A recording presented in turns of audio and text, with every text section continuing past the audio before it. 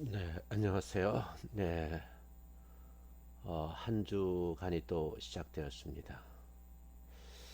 아마 학교 당국과 보건 당국의 서로 이제 대면 수업 문제 때문에 많은 이제 의견이 오고 가고 있고요. 학부에서도 이제 학생들하고 서로 이제 의견을 서로 나누었는데 아마 5월 하순경서부터 학부는 이제 대면 수업을 하게 될 것 같고요. 박사 과정은 뭐 늦어도 9주차나 10주차에는 대면 수업을 시작할 것으로 그렇게 전해 들었습니다. 석사 과정도 대학원 학사 일정에 맞추어서 진행을 하게 될 것 같은데 아마 학교 당국에서 여러분들에게 소식을 전하지 않을까 그런 생각을 합니다. 자, 중간고사를 이제 마치고 이제 기말고사를 향해 가면서 여러분들하고 이제 한번 다루어야 할 주제인데 이번엔 빈곤이라는 문제하고 이 가족하고 어떻게 연관이 되어 있는가 이 부분을 좀 다루어 보도록 그렇게 하겠습니다. 일단 빈곤이 무엇인지 또 얼마나 많은 사람들이 이 가난한 문제하고 부딪혀 있는지 이런 것 좀 알아보고요. 빈곤한 가족의 특성은 어떤 것이고 이런 가족의 문제점은 뭔지 이런 가족을 위해서 국가에서 지원한 정책은 어떤 것이 있고 서비스는 어떻게 하고 있는지 이런 순서로 강의를 진행하도록 하겠습니다. 그래서 여러분들이 이번 이제 수업을 들으시면서 어, 빈곤 가구라고 규정하는 그 기준이 뭘까? 우리나라 같은 경우는 빈곤 가구 현황이 어떻게 되고 나름대로 학자들이 연구한 그 특성을 한번 파악을 해보고 빈곤 계층에 속하는 가족들의 정말 그들이 부딪히는 문제가 어떤 것인지 이런 걸 이제 정리해 보겠습니다. 또 빈곤 계층에 속하는 가족들을 위해서 연계 지원할 수 있는 나라에서 하고 있는 정책은 어떤 것이 있고 실천 현장에서 사회복 서비스를 어떻게 하는지 이런 내용을 우리가 배움으로써 실무자로서의 역량을 강화하는 그런 이제 순서로 강의를 진행하겠습니다. 빈곤이란 말은 그 사전적 개념이죠. 인간이 생물학적 생존을 유지하는 데 필요한 최소한의 물질적 자원이 결핍된 상태를 의미한다. 인간이 생존을 하기 위해서는 필요한 것들이 있거든요. 풍족하지는 않지만 그러나 최소한의 어떤 자원이 있어야지만 살아가잖아요. 그런 자원이 없는 이제 그런 상태에 있는 것을 빈곤이라 그런다는 것이고요. 두 번째는 이제 교육이라든지 의료, 문화적 생활에 대한 욕구를 충족시킬 수 없는 상태까지 포함한다 그런 얘기고 해당 국가의 사회적 경제적 상황이나 시대 문화적 특성 그리고 학자들의 관점에 따라서 다양한 기준이 적용될 수 있다 이렇게 이제 보는 겁니다. 그래서 여러분들이 이제 이런 이제 빈곤에 대한 그 개념을 정확하게 이해를 하셔야지만 그 다음 내용을 보는데 훨씬 유익하다. 그래서 이 세 문장을 여러분이 관심 있게 지켜봐 주셨으면 고맙겠어요. 그다음 이제 네 번째 문장인데 빈곤 가족은 물질적 결핍도 있지만 심리 정서적으로도 손상이 되어 있고 사회 문화적 혜택을 받지 못하고 소외를 당하고 있고요. 제도라는 건 이제 법 규정을 말하는 건데 제도적으로도 배제돼 있어서 가족전 제도는 가족 구성원들이 일상생활을 영위하는데 어려움을 겪는 사람인데 이제 전문적인 용어로 기본적 욕구가 충족되지 못해서 어, 우리가 이제 편안한 그 삶이 깨어진 상태에 있는 그런 가족을 의미한다. 이렇게 보셨으면 좋겠어요. 그리고 일반적으로 개인이나 가구의 단위 빈곤율을 좀 활용하는데 경제학자들이 빈곤선 개발에 이제 이것도 이제 우리가 알아둬야 할 용어예요. 이제 절대적 빈곤, 상대적 빈곤, 주관적 빈곤 뭐 이런 이제 용어들을 쓰거든요. 그러니까 요거 이제 전문적 용어들이니까 특히 이제 경제학을 전공한 사람들이 쓰는 이제 용어를 우리가 사회복지에서 차용을 하는 거죠. 그러면 절대적 빈곤이라는 것은 뭐냐? 객관적으로 결정한 절대적 최저 한도보다 미달되는 상태를 말해요. 다시 말씀드리면 의식주, 그러니까 우리가 옷을 입고 먹고 그리고 자는 것, 주거 이제 말하는 거죠. 인간이 살아가기에 기본적인 생존 욕구를 충족하는 데 필요한 최소한의 자원이 부족한 상태예요. 그래서 최저 생활을 유지에 요구되는 생계비나 영양을 충족하지 못한 그런 상황을 말한다. 그래서 여러분들이 이제 여기서 이제 생계비란 말이 나오는데 조금 이제 용어를 확대하면 최저 생계비라고 그러거든요. 그래서 우리나라 같은 경우는 보건복지부에서 특별히 매해 최저 생계비라는 것을 결정을 하죠. 그래서 4인 가족이면 최소한도 얼마면 생계를 유지할 수 있다. 뭐 이제 그런 이제 얘기를 말하는 거거든요. 그래서 이제 여러분들이 수업을 물론 이제 제가 전자출석 체크는 하지만 여러분 스스로가 최저 생계비가 2020년에는 얼마로 책정됐는가 인터넷에 좀 검색을 하셔서 여러분들이 또 이제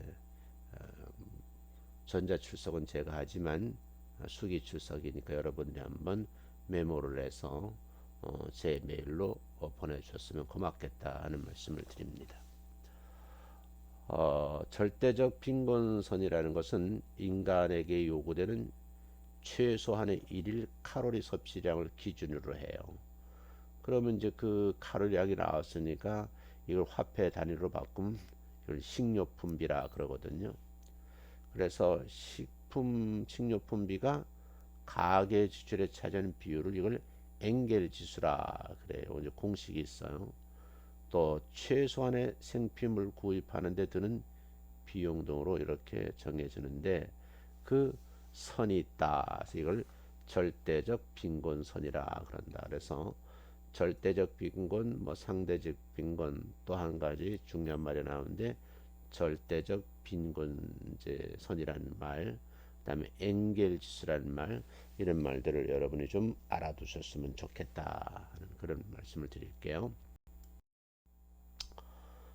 그다음에 상대적 빈곤인데 속해 있는 사회 내에서 타인과 비교해서 적게 가진 상태를 의미한다. 이렇게 이제 보셔야 돼요. 그럼 내가 속해 있는 그 나라가 소득 GNP가 어느 정도 되는지 거기에 내가 못 미치는지 또는 그 위를 넘어가는지 그럼 소득이 높은 사람이다. 소득이 낮은 사람이다. 이렇게 이제 얘기할 수 있잖아요. 그래서 상대적 빈곤선은 그 사회 내에 개인이나 가족의 평균 소득은 또 말하는 것이고 또 여기서 중위소득 또 지출과 같은 경제 지표를 이용해서 특정 수준을 정하고 이를 기준으로 일정 수준 이하일 때에 빈곤하다, 빈곤하지 않다 이 여부를 판단하게 된다 그런 얘기죠. 그래서 한국은요 중위 50 소득의 50%를 빈곤 기준으로 잡아서 이에 미치지 못하는 인구 비율을 상대적 빈곤율로 통계청에서 제시를 한다 이제 그런 얘기죠. 그러면 주관적 빈곤은 뭐냐? 각 개인이 스스로 느끼는 상태에 주목하는 이제 개념으로 이걸 다른 말로는 이제 체감 빈곤이라 그래요. 여러분들이 이제 뉴스를 보시면 실제 온도는 뭐 영하 10도인데 체감 온도는 영하 15도다 뭐 이런 말 쓰잖아요. 여기서도 마찬가지예요. 그래서 개인이 본인 스스로가 느끼는 어, 개념인데 이걸 체감 빈곤이라 이런 말로 바꿔 설명한다. 그럼 동일한 수준이어도 해당 가족의 욕구에 또 소비 선택에 따라서 부족함을 느끼는 정도가 있다는 거죠. 그래서 객관적으로 중산층에 속하지만 자신의 가족은 빈곤층에 속한다 이렇게 스스로가 생각하는 거죠. 이런 것을 이제 여러분 체감 정도를 반영한 개념인데 이걸 이제 주관적 빈곤이다 이렇게 설명을 할 수 있다는 거예요. 그러면 지표에 따라서 여러분들이 한번 생각해 볼 수 있겠고요. 근데 사회복지에서는 이제 이런 용어가 굉장히 중요해요. 그래서 차상위 계층이라는 말을 쓰고 있거든요. 그러면 이제 여러분들이 아까 말씀드린 대로 2020년도에 4인 가족으로 최저 생계비가 얼마인지를 알아야 되겠죠. 그러면 국민기초생활보장수급자에게는요 해당되지 않지만 경제적 어려움을 겪고 있는 계층으로서 소득 인정액이 기준 중위소득의 100분의 50 이하인 계층을 이걸 차상위 계층이다. 이제 법적으로 이렇게 돼 있거든요. 예를 든다고 하면 4인 가족이 한 달을 살아가는데 150만 원 정도 그렇게 기본적인 이제 욕구를 추가 들어간다 그랬을 때 그 4인 가족이 소득이 있는 것이 150만 원은 넘는 거고요. 그래서 법적인 요건에 충족이 된 국가가 지원할 수 없는 상태에 있는 사람을 말해요. 그러나 그 액수가 너무 차이가 없어서 이 사람들은 언제 다시 우리 쉽게 말하면 취약계층으로 내려올 수도 있다는 거죠. 그래서 다시 이제 용어가 난 취약계층이라는 말이 나오는 거예요. 소득 기준에서 사회 서비스 구매 능력이 부족한 저소득층과 노동시장 여건상 취업하기 어려운 취업 취약계층이 있어요. 근데 이분들이 가구 월 평균 소득이 전국 가구 월 평균 소득의 60% 이하이거나 55세 이상의 고령자이거나 또 장애인, 실업기간이 6개월 이상의 장기 실업자라든지 또는 이제 신용불량자, 노숙자 등이 바로 여기에 속하는 거죠. 그래서 이 차상위 계층이란 말하고 취약계층이란 말을 이해를 이제 하셔야 된다. 그런 데 말씀을 드리고 싶습니다. 그래서 여러분들이 보시기에 이 차상위 계층이라는 말하고 취약계층이라는 말을 알아야지만 사회복지 현장 실천 현장에서 이런 분들에게 어떻게 서비스를 할까 할 때 그 기준이 있어야지만 여러분들이 이제 행정적인 서비스도 하고 현장에 나와서 국가에 지원하는 다양한 그런 이제 서비스를 현장에서 분배를 할 수 있다. 이제 그런 거죠. 물론 이제 공무원들은 이 내용을 전산망에서 이미 다 입력이 돼 있어서 알고 있어요. 그런데 이제 새로 이렇게 취약계층이라든지 차상위 계층이 있는데 이분들이 소득이 너무너무 적으면 어떻게 돼 있어요? 정말 최저 생계비가 없어서 생계가 어렵다, 생명 유지가 어렵다. 그러면 국가가 그것을 이제 대신 이제 보전해 주는 그런 이제 제도를 우리나라는 가지고 있다. 그래서 그렇게 여러분들이 이해를 하시면 도움이 되겠어요. 그 다음에 이제 취약 위기 가족이란 말이 있어요. 그래서 이제 우리가 이제 건강 가정론에서 이 가정과 가족의 개념을 정리하면서 요게 이제 중요한 용어들의 하나예요. 그래서 예전에는요 이런 이제 가족이란 이름조차도 없었는데 자꾸 이제 이런 이제 용어들이 만들어지는 거거든요. 근데 이런 용어들이 법 테두리 안에 있어야지만 어떻게 돼요? 서비스를 받을 수 있는 거예요. 그래서 여기 이제 한국건강가정진흥원 홈페이지 있는 자료를 가져왔다 그러는데 제가 이제 책을 쓰면서 이 부분을 집어넣은 거죠. 대표적으로 한부모 가족이에요. 이제 한쪽 부모님이 안 계신 거죠. 그래서 예전에는 이 한부모 가족을 뭐 편모 가족, 편부 가족, 그래서 편부모 가족이라 그랬어요. 그래서 어감이 안 좋다. 그래서 지금 이제 한부모 가족으로 바뀌었어요. 그래서 이제 여기 이제 엄마하고 사는 이제 가족을 모자 가정이라 그러고, 아버지하고 아이들하고 사는 건 부자 가정이다. 그래서 모자원, 부자원 이런 이제 시설들이 우리 주변에 있죠. 그다음에 이제 조선 가족이라는 말도 여러분 조금 이해를 하셔야 되는데, 이제 요즘 들어서 이런 가족이 행정적 용어로도 쓰이고 실제 현장에서도 이제 구분이 되는 거고 통계에 잡히거든요. 요 얘기는 좀 수업 시간에 제가 좀 예를 들어서 설명을 하도록 할게요. 일단 여기서 알 수 있는 건 뭐냐면 부모님이 뭐 이혼을 한다든지 또 한쪽 부모가 돌아가신다든지, 그래서 이 아이를 돌볼 수 없는 상황이 이제 전개되는 거예요. 그랬을 때 할아버지 할머니가 손자녀를 키우는 가족을 이걸 조선 가족이라 그렇게 얘기를 해요. 또 하나 이제 미혼모 부자 가족이라 이제 그랬는데, 미혼 모부자 가족이죠. 그래서 요즘은 이제 결혼을 하지 않고 가정을 이루지 않고 어떤 동거를 하다가 원치 않는 임신이라든지 원했지만 또 상대방의 마음이 변해서 헤어진, 그 아직까지 결혼을 하지 않은 남자와 여자가 아이가 있는 거예요. 그래서 이렇게 해서 가족을 이루고 있는 형태를 미혼 모부자 가족이다 이렇게 이제 소개를 하죠. 그 다음에 이제 다문화 가족이라는 것은 이거는 이제 외국에서 있는 한쪽의 배우자가 한국 사람하고 결혼을 한 거예요. 그래서 이제 가정을 이루고 있는 이 다문화 가족이라는 것이 있어요. 그래서 이 다문화 가족도 우리나라가 보건복지로 여성가족에서 많은 그런 예산을 들여서 지금 복지 서비스를 하고 있어요. 그래서 이 부분도 따로 이제 좀 공부를 할 것 같아요.